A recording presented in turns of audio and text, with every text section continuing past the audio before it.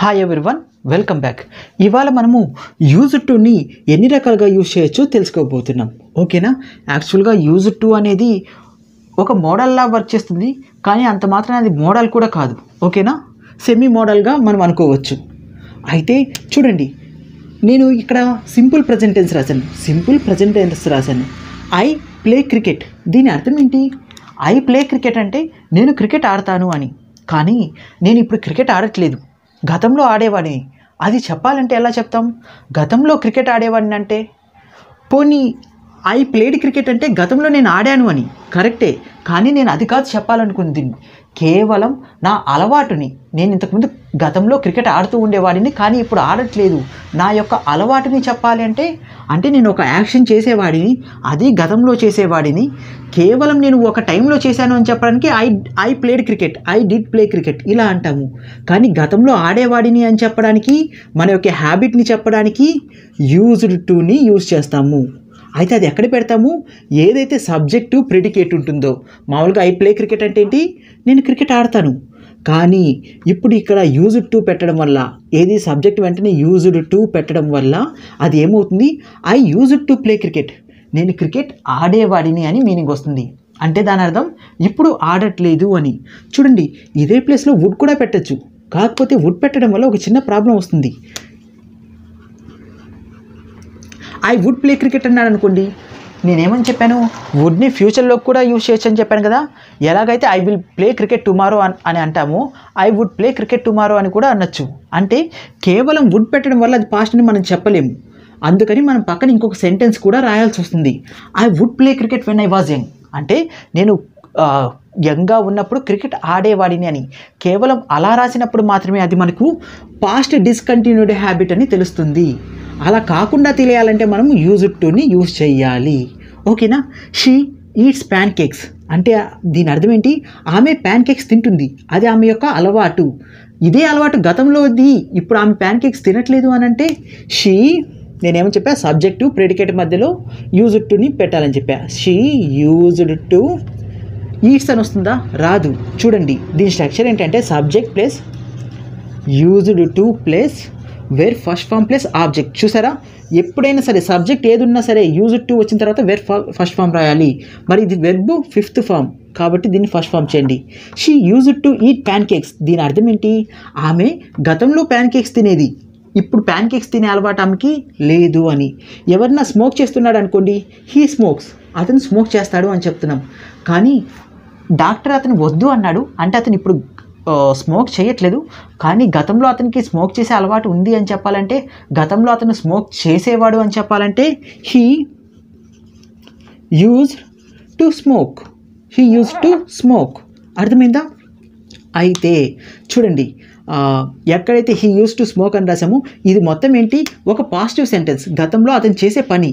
అయితే దీన్ని negative sentence రాయాలంటే చూడండి, ఫస్ట్ ఇంట్రాగేటివ్ చెప్తాను. దీని యొక్క ఇంట్రాగేటివ్ క్వశ్చన్ ఏమవుతుంది? మామూలుగా అయితే కనుక చూడండి, మనం ఏం చెప్పాము? ఇది ఏ అలవాటు ఎప్పటిది? గతంలోది కదా. గతంలోది అయినప్పుడు for example I played cricket అన్నామనుకోండి, దీన్నే ఐ డిడ్ ప్లే క్రికెట్ అని కూడా రాయొచ్చు కదా. అలాగే ఇక్కడ కూడా డిడ్ అని యూజ్ చేయొచ్చు. అయితే అప్పుడు ఏమవుతుంది? ప్లేడ్ రాదు, ప్లే వస్తుంది.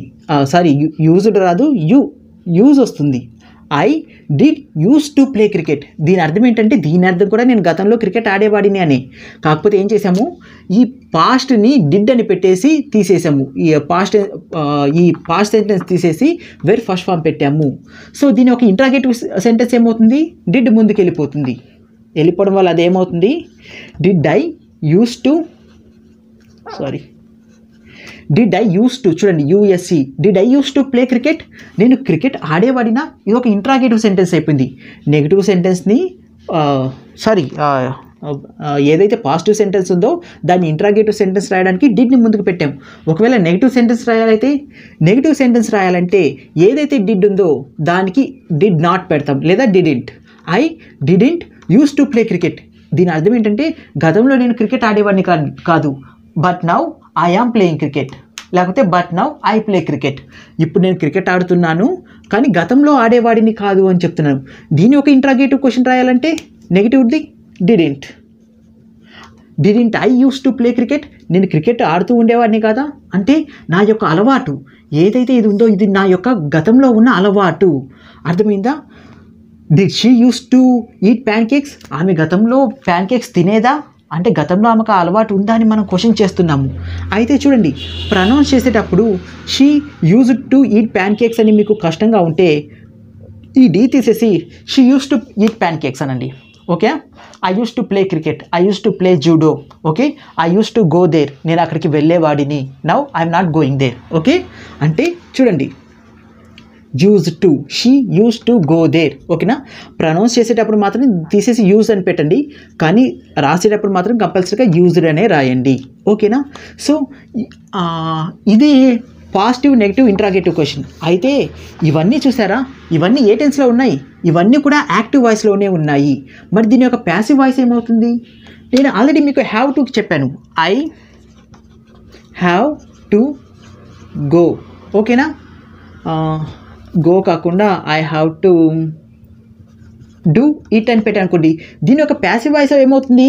It has to be done కదా.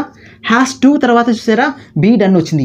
ఎందుకని ఎలాగైతే హ్యాస్ టు తర్వాత బీ డన్ వచ్చిందో దీని యొక్క ప్యాసివ్ వాయిస్ కూడా యూస్ టు తర్వాత బీ ప్లేడ్ వస్తుంది. Suppose I use to play cricket అంటే ఏంటి, నేను క్రికెట్ ఆడేవాడిని, కానీ గతంలో క్రికెట్ ఆడబడేది నా చేత అని చెప్పాలంటే అది ఒక ప్యాసివ్ వాయిస్ కదా. ప్యాసివ్ వాయిస్ని ఎలా చెప్తామంటే చూడండి, cricket use to be played by me, నా చేత క్రికెట్ ఆడబడేది. ఇవి చెప్పాలంటే pancakes use to be eaten by her, ఆమె చేత ప్యాన్ కేక్స్ తినబడేటివి ఎప్పుడు? గతంలో. సరే, ఇది he use to smoke, smoke use to be అలా చెప్తామా? అలా చెప్పము. ఎప్పుడైనా సరే యాక్టివ్ వాయిస్ నుంచి ప్యాసివ్ వాయిస్కి వెళ్తుంటే మనకి ఏం కావాలి? ఆబ్జెక్ట్ కావాలి లేదా రిసీవర్ ఆఫ్ ద యాక్షన్ కావాలి. ఇక్కడ రిసీవర్ ఆఫ్ ద యాక్షన్ లేదు కాబట్టి దీన్ని ప్యాసివ్ వాయిస్ చేయము. ఒకవేళ ప్యాసివ్ వాయిస్ చేయాలంటే ఏదో ఒక ఆబ్జెక్ట్ పెట్టండి. ఫర్ ఎగ్జాంపుల్ స్మోక్ అంటే సిగరెట్ తాగుతాం కదా, cigarette. He use to smoke cigarette అంటే ఇదేంటి? అతను గతంలో సిగరెట్ తాగేవాడు. ఇప్పుడు మనం ప్యాసివ్ వాయిస్ చేయొచ్చు, సిగరెట్ గతంలో అతని చేత తాగబడేది అని చెప్పొచ్చు కదా. అప్పుడు ఏం చెప్తా అంటే cigarette used to be smoked by him, అతని చేత గతంలో ఇదేంటిది సిగరెట్ తాగబడేది, సిగరెట్ అతని చేత గతంలో తాగబడేది అంటే ఇప్పుడు అతను తాగట్లేదు. సో ఇది యాక్టివ్ ప్యాసివ్ వాయిస్. అర్థమైందా? అయితే మనం ఏం చేసాము, ఈ యూజ్ టు అనేది సబ్జెక్టు ప్రెడికేట్ మధ్యలో పెట్టాము, కానీ ఏ సెంటెన్స్కి పెట్టాము? ఇది ఒక సింపుల్ ప్రెజెంట్ టెన్స్కి పెట్టాము. దీన్నే నేను ఒక కంటిన్యూస్ టెన్స్కి పెడితే నేనేం చెప్తున్నానంటే చూడండి, సపోజ్ దీన్నే రాస్తాను చూడండి, ఐ యామ్ కంటిన్యూస్ టెన్స్ రాస్తున్నాను నేను, I am playing cricket. I am playing cricket అంటే ఏంటి? ఇది నేను క్రికెట్ ఆడుతూ ఉన్నాను అని. కానీ ఈసారి నేనేం చేస్తాను తెలుసా, సబ్జెక్టు ఫస్ట్ ఉన్న ఆక్సిలరీ వెబ్కి ఈ వెబ్ తర్వాత ఉన్న ప్రిడికేట్కి నేను మధ్యలో యూజ్ టుని పెడతాను. అప్పుడు అదేమవుతుంది, I am use to playing cricket. I am use to playing cricket. దీని అర్థం ఏంటి? దీని అర్థం కూడా గతంలో నేను క్రికెట్ ఆడేవాడిని అనేనా? కాదు. ఎప్పుడైతే బీ ఫామ్ చూసారా, బీ ఫామ్ ఇది is, am, are, was, were, be ఇవి మొత్తం ఏంటి? Be forms. Be form plus used to plus V I N G form. చూసారా, ప్లేయింగ్ వచ్చింది, విఐఎన్జీ ఫామ్. ఇందాక వెర్బ్ ఫస్ట్ ఫామ్ వచ్చింది, కానీ ఇక్కడ విఐఎన్జీ ఫామ్ వచ్చింది. ఇలా వచ్చిందంటే దాని అర్థం ఏంటంటే నేను I am used to playing cricket, నేను క్రికెట్ ఆడడానికి అలవాటు పడ్డాను అని. అంటే దేనికన్నా కానీ ఒక పనికి మనం అలవాటు పడిపోయామనుకోండి, ఒక యాక్టివిటీకి కానీ లేదా ఒక పర్సన్కైనా సరే, I am used to you, నేను నీకు అలవాటు పడిపోయాను. I am use to her, నేను ఆమెకు అలవాటు పడిపోయాను. అంటే దాని అర్థం ఏంటంటే నేను డైలీ ఆమెతో మాట్లాడుతూ ఆమెని నేను బేర్ చేస్తున్నాను, లేదా ఆమెతో ఉండడానికి నేను ఇష్టపడుతున్నాను అని దాని అర్థం. చూసారా? అయితే ఇది యామ్ ఒక్కటే కాదు. ఒకవేళ హీ వస్తే హీ ప్రకారం ఏమొస్తుంది? He is used to playing cricket. అతను క్రికెట్ ఆడడానికి అలవాటు పడ్డాడు. అక్కడేమో గతంలో ఆడేవాడు, ఇది ఒక యాక్షన్ చేసేవాడు, ఆడేవాడు. ఇది అతను అలవాటు పడ్డాడు అని అర్థం. లేదా గతంలో చెప్పాలంటే వాజ్ అని యూజ్ చేస్తాము. He was used to playing cricket. అతను గతంలో క్రికెట్ ఆడడానికి అలవాటు పడ్డాడు, ఒక పని చేయడానికి అలవాటు పడ్డాడు అని చెప్పడానికి బీ ఫామ్ అంటే ఏంటి? Is used to, am used to, are used to, లేకపోతే was used to, were used to, వీటిని యూజ్ చేస్తాము. సరే, నేను ఇప్పుడు ఒక ఎగ్జాంపుల్ చెప్తాను చూడండి. నేను ఎప్పుడైతే I used to play cricket అన్నానో దాని అర్థం ఏంటి? నేను గతంలో క్రికెట్ ఆడేవాడిని అని. నేను క్రికెట్ ఎందుకు ఆడేవాడిని? నేను క్రికెట్ ఆడడానికి అలవాటు పడ్డాను కాబట్టే కదా. అంటే ఎక్కడైతే I use to play cricket అని ఉందో అక్కడ గతంలో కదా, I was used to play అంటామా? అనము. Be form plus use to వస్తే వెర్ ఫస్ట్ ఫామ్ రాదు, వెర్ ప్లస్ ఐఎన్జీ వస్తుంది. I am use to playing cricket. దీని అర్థం ఏంటి? దీని అర్థమేమో I use to play cricket అంటే నేను క్రికెట్ ఆడేవాడిని, గతంలో నేను క్రికెట్ ఆడేవాడిని, నేను క్రికెట్ ఆడుతున్నా, నేను ఒక యాక్షన్ చేస్తున్నా. దీని అర్థం నేను క్రికెట్ ఆడేవాడిని అని కాదు, నేను క్రికెట్ ఆడడానికి అలవాటు పడ్డాను అని దీని meaning. I was use to play cricket, నేను గతంలో క్రికెట్ ఆడడానికి అలవాటు పడ్డా. అదే ఫ్యూచర్లో అయితే I will be used to playing cricket, నేను ఫ్యూచర్లో క్రికెట్ ఆడడానికి అలవాటు పడి ఉంటాను అని దీని అర్థం. అర్థమైందా? ఇంకొక ఎగ్జాంపుల్ రాస్తాను, మీకు అర్థమైంది. ఓకే, నేను ఇంకొక ఎగ్జాంపుల్ చెప్తా చూడండి. ఒకతను నైట్ చాలా 11కి పనిచేస్తూ ఉన్నాడు. ఓకేనా? 11కి నైట్లో పనిచేస్తూ ఉన్నాడు. అయితే నేను వెళ్ళి అడిగా, అరే ఏంట్రా ఈ టైంలో పనిచేస్తున్నావు అంటే అతను ఏమన్నాడంటే, నేను ఈ టైంలో పని చేయడానికి అలవాటు పడిపోయాను అన్నాడు. ఆ టైంలో పనిచేయడానికి అలవాటు పడిపోయా. అయితే దాన్ని ఎలా రాస్తాం? దాన్ని ఎలా చెప్తాం? He used to work late. He used to work late అంటామా? దీని అర్థం ఏంటని చెప్పాను నేను. సబ్జెక్టు తర్వాత వెంటనే యూజ్డ్ టు వచ్చిందంటే దాని అర్థం ఏంటి? నేను ఈ పని చేసేవాడిని అని. అంటే అతను లేటుగా పని చేసేవాడు గతంలో అని. ఓకేనా? కానీ నేనేం చెప్పాలనుకుంటున్నాను, ఇప్పుడే ఆ పనికి నేను అలవాటు పడిపోయా అని చెప్పాలనుకుంటున్నాను. అంటే అప్పుడు ఏమని చెప్తాం? He is used to work అంటామా? అనము. ఎందుకని? అతను ఆ పని చేయడానికి కదా అలవాటు పడిపోయింది. జిరని రాస్తాము. Work late. దీని అర్థం ఏంటంటే working. He used to working late. అతను లేటుగా పనిచేయడానికి అలవాటు పడ్డాడు అని దీని అర్థం. అలవాటు పడ్డాడు అని.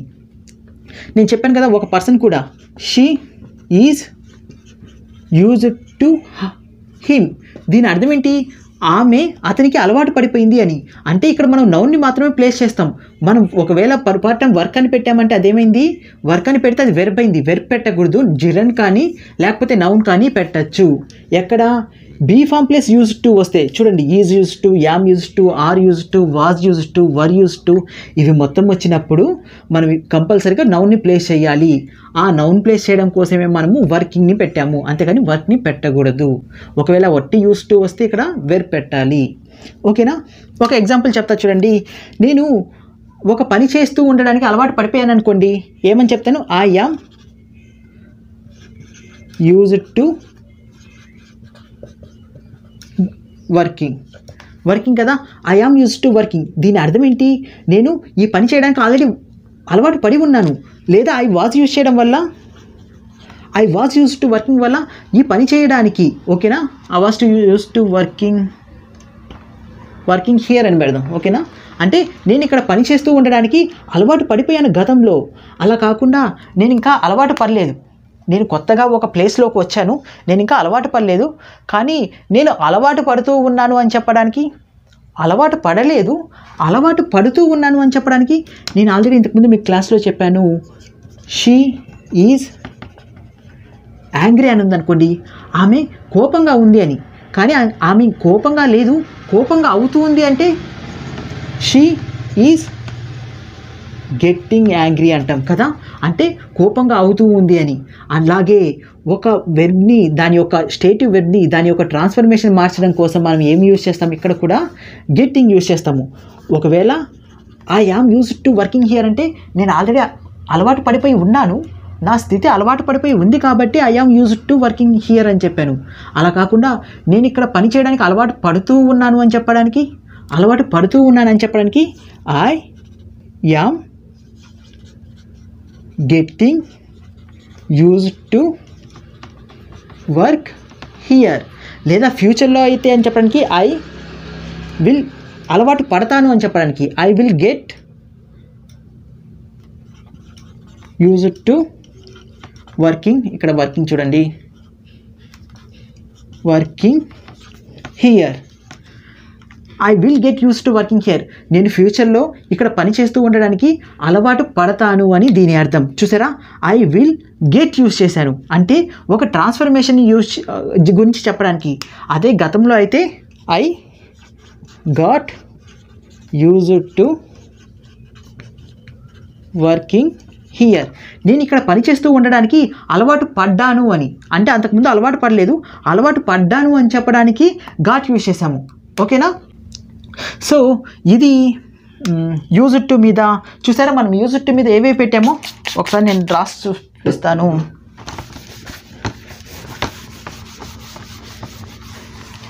చూడండి, యూజ్డ్ టు ముందు డిడ్ ఫార్మ్స్ పెట్టాము, డిడ్, డిడెంట్, లేకపోతే నెవర్. ఓకేనా?